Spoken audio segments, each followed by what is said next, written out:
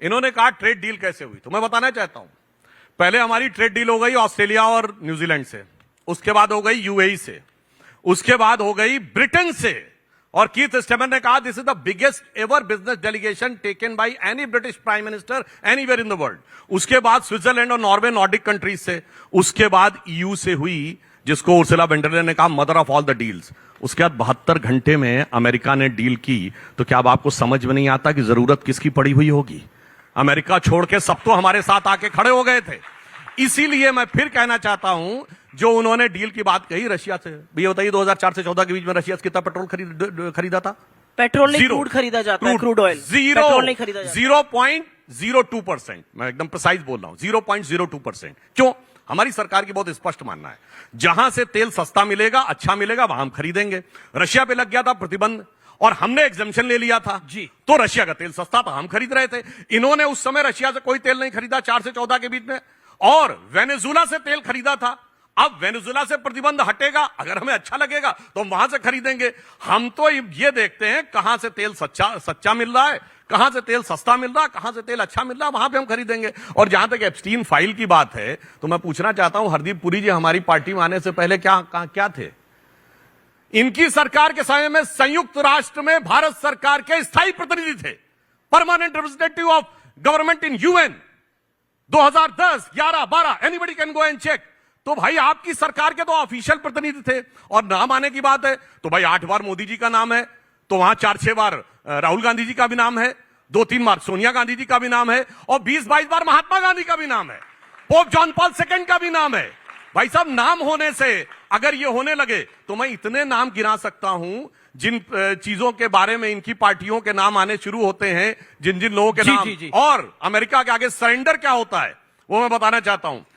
UPA सरकार में विदेश मंत्री रहे नटवर सिंह ने अपनी किताब one life is not enough में सोनिया जी को कोट करते हुए कहा है कि सोनिया जी ने मुझे एक पार्टी में बुलाया और कहा कि हम आपको विदेश मंत्रालय नहीं दे सकते, मेरे ऊपर बहुत सारे दबाव हैं इंक्लूडिंग अमेरिका, और उन्होंने लिखा कि अमेरिका नहीं चाहता था, इसलिए मैं विदेश मंत्री पद से हटाया गया। इसका संक्षेप में जवाब, क्या आपको लगता है, मैंने पहले भी ये सवाल आपसे पूछा, अखिलेश जी, तेजस्वी यादव, आदित्य ठाकरे, अरविंद केजरीवाल सब गलत हैं, वो सब कह रहे हैं कि आपने सही नहीं किया? आपके सवाल का जवाब नहीं दूंगी, पहले इनकी बात का जवाब दूंगी, फिर आपके सवाल का जवाब। जी, टाइम दीजिए। इन्होंने कहा हरदीप पुरी हमारी सरकार में आईएफएस ऑफिसर थे, अमेरिका में पोस्टेड थे। 2014 में रिटायरमेंट के बाद तो आपकी जी हजूरी कर रहे थे। 2014 से 17 तक ही तो उनकी सारी मेल्स है एप्स्टीन के साथ।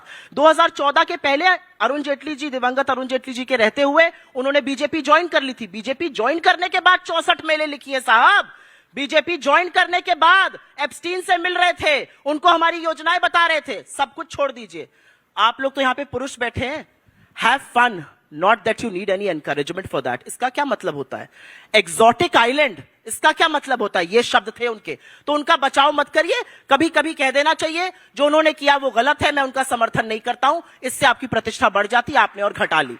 चलिए छोड़िए उस बात। अब अखिलेश यादव वाली बात अभी आती हूं। इन्होंने रूसी तेल की बात करी, हमने नहीं खरीदा था। 40% हिंदुस्तान का क्रूड ऑयल अभी तक हम रूस से खरीद रहे थे, क्योंकि वो सस्ता तेल हमें दे रहा था। दुनिया का सबसे सस्ता तेल ईरान से मिल रहा था, अमेरिका का सैंक्शन लगा, वो खरीदना बंद कर दिया।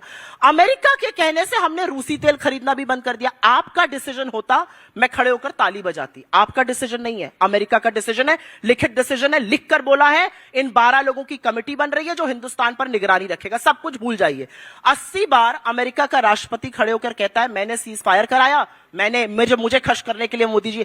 आप बोलते क्यों नहीं है? नरेंद्र मोदी जी खड़े होकर एक बार कह दे अमेरिका गलत बोल रहा है, अमेरिका झूठ बोल रहा है, India is free, India is a sovereign Republic, हम अपने फैसले खुद करेंगे। ये अमेरिका का नाम लेने में क्यों घबराते? चीन का नाम आप नहीं ले पाते, कोई घुसा हुआ नहीं है आंख मूंद कर। अमेरिका का नाम आप नहीं ले पाते। तो मेरा अपना ये मानना है कि ये सारी बातें करिए। अब अखिलेश जी, अरे आऊंगी अखिलेश जी पर, हमारे बिल्कुल आऊंगी। आप रूस से सस्ता तेल ले रहे थे ना सुधांशु जी, बड़ी अच्छी बात कर रहे थे।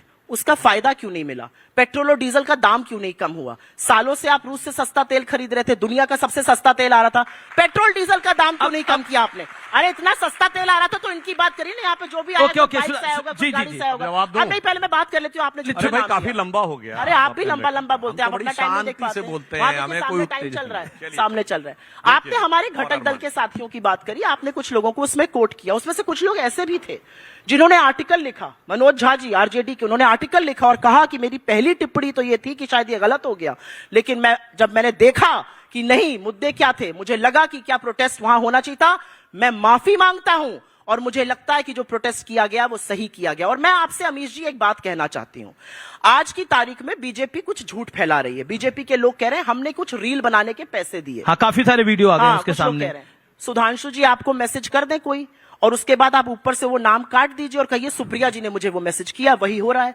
4000 नहीं, पर आप इन पे केस करिए, अगर ये कर रहे हैं, 50-40 हमने लोग किया, हमने हैं, लिख ये दिया है, केस करिए इनके हमने ऊपर। लिख दिया है। ये कह रहे हैं कांग्रेस पार्टी देश को हमने बदनाम करने के लिए सार्वजनिक- 25,000 40,000 रुपए दे रही सार्वजनिक थी। रूप से लिख दिया है कि हम एक इन्फ्लुएंसर के खिलाफ केस करेंगे।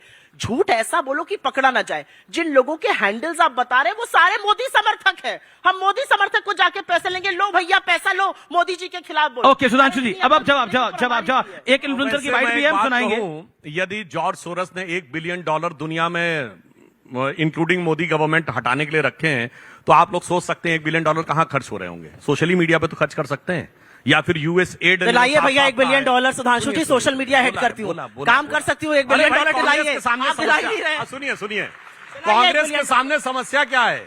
इनका भी भ्रष्टाचार गजब। सरकार में रहते हैं तो अलग भ्रष्टाचार है, पार्टी के अंदर नेशनल हेराल्ड केस में पार्टी को निपटा दिया। अब आ रहे हैं कि पैसे दिए इन्फ्लुएंसर को, कहीं ऐसा ना कोई नेता ऐसा निकला है चला उसमें भी कुछ उसने इधर उधर हेर फेर कर दिया हो, तो उससे आश्चर्य नहीं हो सकता।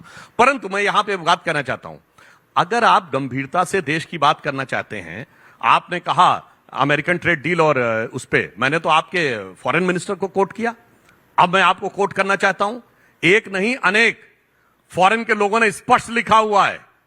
पॉल मैकगॉर ने अपनी किताब स्पाइंग इन साउथ ईस्ट एशिया में लिखा हुआ है कि इंदिरा जी की सरकार के समय में भारत के पूरे टाइम में सीआईए अंदर तक था, और उसने खुद लिखा है, मुकदमा करना चाहिए उस पर जाके। उसने कहा 2 बार उसने कांग्रेस पार्टी को पैसा दिया और मिसेस गांधी को दिया।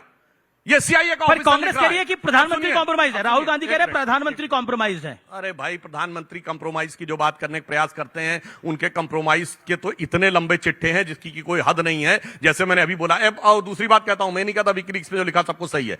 एज पर विकीलीक्स ये जाके अमेरिकन एम्बेसडर से क्यों मिले थे राहुल गांधी जी? उस समय क्या थे, महज एक सांसद, और इंडिया की इंटरनल सिक्योरिटी डिस्कस कर रहे थे कि लश्कर तैयबा उतना बड़ा खतरा नहीं है जितना कि हिंदू टेरर खतरा है। एज पर विकीलीक्स ये बताइए, हिलेरी क्लिंटन ने कहा कि साहब मोंटेक सिंह अहलूवालिया फाइनेंस मिनिस्टर बनने जा रहे थे, और ये कैसे बन गए प्रणब मुखर्जी जी? ये बताइए, हिलेरी क्लिंटन को ऐसे पता कि मोंटेक सिंह अहलूवालिया का नाम चल रहा था या नहीं चल रहा था? इसलिए हम ये कहना चाहते हैं। और सुनिए, एक और मैगजीन कोट करता हूं, श्वाइजर जेलेस्टेटे, जाके चेक करिए, नवंबर 1991 का, राजीव गांधी जी की फोटो के साथ लिखा हुआ है 2.2 बिलियन स्विस फ्रैंक इनके अकाउंट में है, जो पहले सोनिया जी के नाम पे थे और बाद में बालिग होने के बाद राहुल गांधी जी के नाम पे आएंगे। इसलिए मैं कहना चाहता हूं, अगर आप किताब दिखाएंगे तो किताब के हिसाब इतने खराब निकलेंगे कि आपके लिए तो एक लाइन कहना चाहूंगा कि किताबें वो कहेंगी कि बैठी हूं दिल में इतने राज छुपाए, जरा सा पन्ना हिले तो दिल डगमगाए। ओके, निशिकांत दुबे ने सदन में कुछ किताबों को लेकर आए। आप कह रहे हैं प्रधानमंत्री कॉम्प्रोमाइज है, निशिकांत दुबे कह रहे हैं कि कांग्रेस की तो पूरी सरकारें ही कॉम्प्रोमाइज रही हैं, प्रधानमंत्री कॉम्प्रोमाइज रही है। उन्होंने सदन में एक ऐसे शब्द का जिक्र करा जिसके बाद तूफान खड़ा हो गया। पीयूष गोयल ने भी एक प्रेस कॉन्फ्रेंस करी है, कांग्रेस कॉम्प्रोमाइज है पूरी तरह से। क्या आपको लगता है 26/11 के बाद आपका जवाब ना देना भी एक बड़ा कॉम्प्रोमाइज था उस समय? बेवकूफी का बयान है बीजेपी की ओर से, उसका मैं जवाब दूंगी। हम सब बीजेपी की तरफ से बेवकूफी का बयान है। हम बता रही हूं, हम सब लोग कम्युनिकेशन के लोग हैं। कम्युनिकेशन का रूल 101 कहता है कि जो शब्द आपसे चिपक रहा है उसको मत इस्तेमाल करिए। पीएम इज कॉम्प्रोमाइज हर जगह चल रहा है, ये कॉम्प्रोमाइज करके उसका पलटवार कर रहे हैं। आपकी सोचने की बैंक्रप्सी को क्या हो गया है? अब मैं आती हूं, इन्होंने कुछ बातें कही, इन्होंने फलानी किताब में ये लिखा है, ढिमकानी किताब में ये लिखा है। आधे तो व्हाट्सएप के फर्रे पढ़ते हैं, पहले भी इनका पर्दाफाश कर चुकी हूं। वो अलग बात है कि जहां कर रही थी उस न्यूज चैनल ने वो क्लिप काट दी, छोड़िए उस बात को, बहुत पर्दाफाश होते हैं। चलिए कह दीजिए गलत लिखा है, सुनिए, बोलिए सब कुछ सही लिखा है सुधांशु जी। आप कल नहीं आए सत्ता में, आपको 12 साल हो जाएंगे सत्ता में बैठे हुए। करिए ना केस, निकालिए ना सच। आप 12 साल से एजेल कर रहे थे, क्या हुआ? पंचकुला हाई कोर्ट ने भी किया, राउज एवेन्यू कोर्ट ने भी खारिज कर दिया। यह असलियत है आपकी। अब मैं आपको एक यहां पे बात बोलना चाहती हूं। आपने यहां पर कुछ बातें करी और एप्स्टीन का जिक्र मैं दोबारा से करना चाहती हूं, क्योंकि Epstein is the elephant in the room जिस पर बात होनी चाहिए।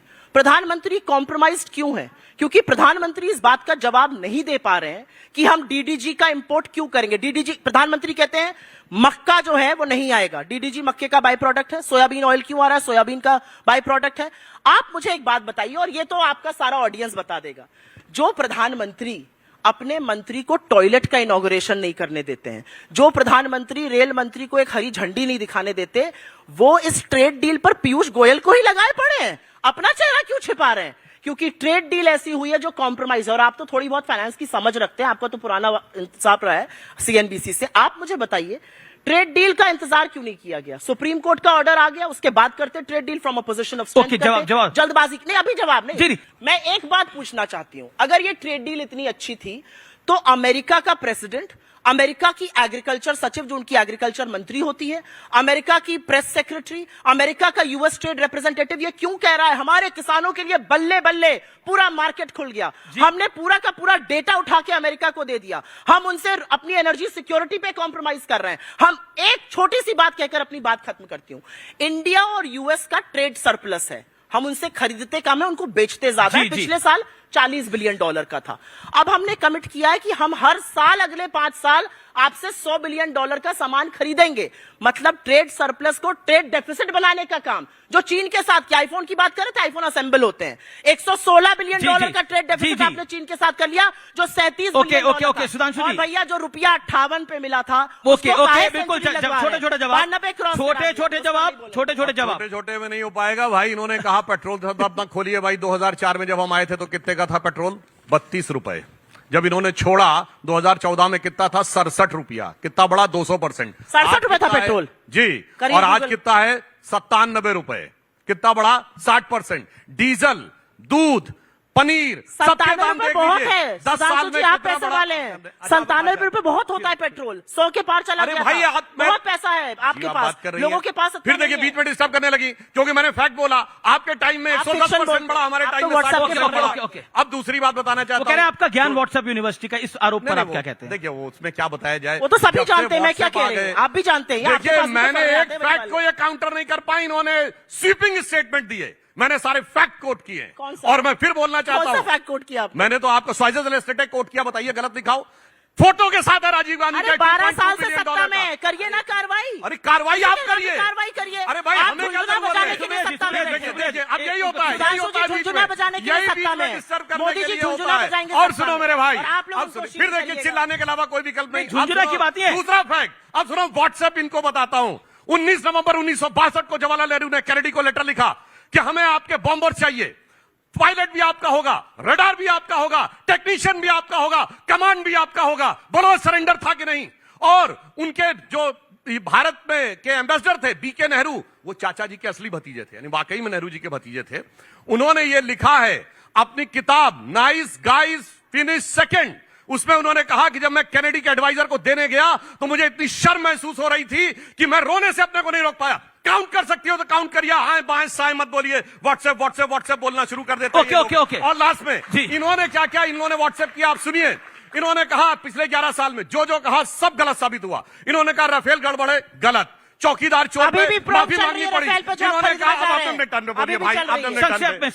संक्षेप में इन्होंने कहा एलआईसी बर्बाद हो गई, LIC all time high profit में। इन्होंने कहा एसबीआई बर्बाद हो गई, SBI all time high profit में। देखिए मैं आपके में नहीं बोल रहा था, शांति से। इन्होंने कहा था एचएएल बेकार हो गया, एचएएल के पास 2,53,000 का हमारा ऑलरेडी ऑर्डर है। और तो और इन्होंने सर्जिकल स्ट्राइक पे क्वेश्चन उठाए, इन्होंने बालाकोट पे उठाए, इन्होंने ऑपरेशन सिंदूर पे। अभी बताइए ट्रंप ने क्या बोला कल कि 3.5 करोड़ लोग पाकिस्तान के मर जाते अगर न्यूक्लियर वार हो जाता। और पाकिस्तान के प्रेसिडेंट आसिफ अली जरदारी ने कहा कि हम तो बंकर में जा रहे थे, यानी 3.5 लाख लोगों की जान हो रही थी। और प्रेसिडेंट आसिफ अली जरदारी कर रहे थे बंकर में जाने की तैयारी, फिर भी इनको नहीं दिख रही थी। सवाल क्या सवाल आपका? दिमाग में है मोदी विरोध की भयानक बीमारी।